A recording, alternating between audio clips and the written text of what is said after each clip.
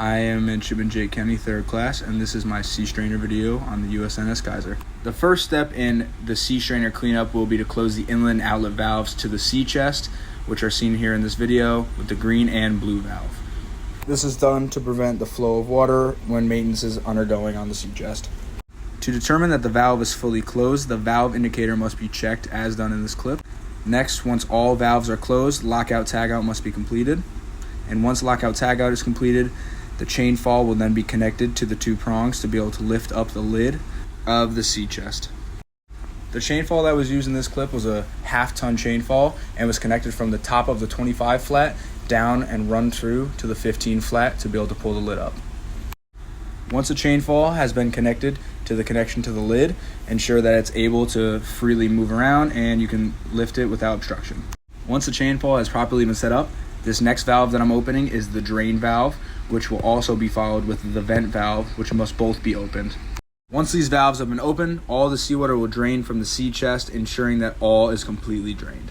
It takes about 10 minutes for all of the seawater to be completely drained out of the sea chest, and once that is done, the drain valve can be closed, followed by the vent valve.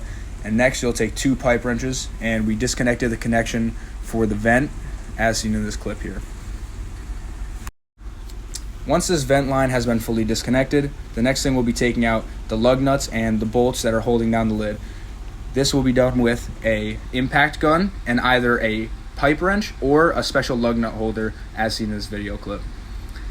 What will happen is one person will be down below holding the lug nuts and the other person will be on the impact. And while they are doing this, they will simultaneously communicate, and once they're in position, the person on the impact gun will then loosen the screws. Once all the bolts and lug nuts have been removed, minus the 3 seen in this video for protection of the people doing the operation, the chain fall will then be lifted up slightly to ensure that there are no leaks. The reason for this is to ensure that the lid will not blow off and injure any personnel. Once it has been deemed safe, the final 3 bolts and lug nuts will then be removed from the sea chest lid. For this part of the operation, one person will be on the chain fall, with the rest preventing the sea chest lid from hitting into the valves to prevent damage, and this will be done safely.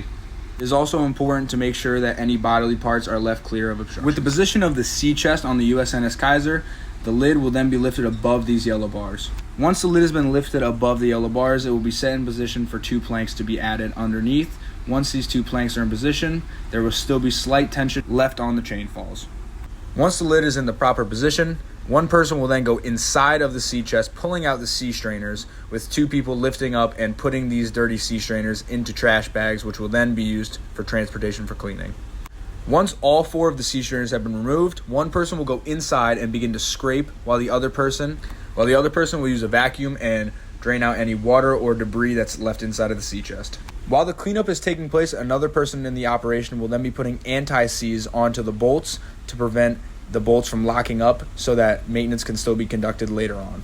Another part of the cleanup process is adding zinc anodes, these circular discs that are silver found in this video, and these are to prevent corrosion inside of the sea chest. There are also typically 4 zinc anodes inside of this. Here's a clip of the debris. When cleaning, you want to try and get every surface, getting all the muck and debris completely off of the sea chest, trying to remove it with the best of your ability. Once the sea chest has been deemed clean, 4 new sea strainers will then be grabbed and they will be placed back into the sea chest where the original 4 were taken out from. As seen in this video, these sea strainer baskets go in specific places. As it doesn't fit in that specific spot, it fits in a certain position. On the USNS Kaiser, these sea baskets are all located on the 15-foot flat right next to the sea chest. Once all the sea strainer baskets have been replaced, this is what it looks like inside of the sea chest. And once all the strainer baskets have been replaced, then the lid to the sea chest can start to be lowered. Once the sea chest lid is fully lowered, the 3 bolts and lug nuts will then be replaced.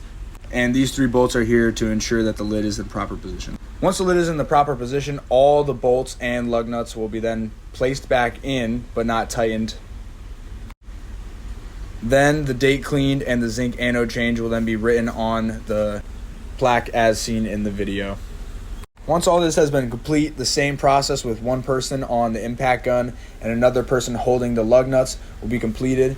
When in the tightening process, you must go in a star pattern at first, and then once all bolts are tightened in a star pattern, you will then Tighten each lug nut individually in a complete circle until they are all fully tight. And once that's complete, the inlet and outlet valve can then be unlocked out, tagged out, and reopened, and the sea chest is back in operation. Following this, the sea strainer has been successfully cleaned and put back into operation.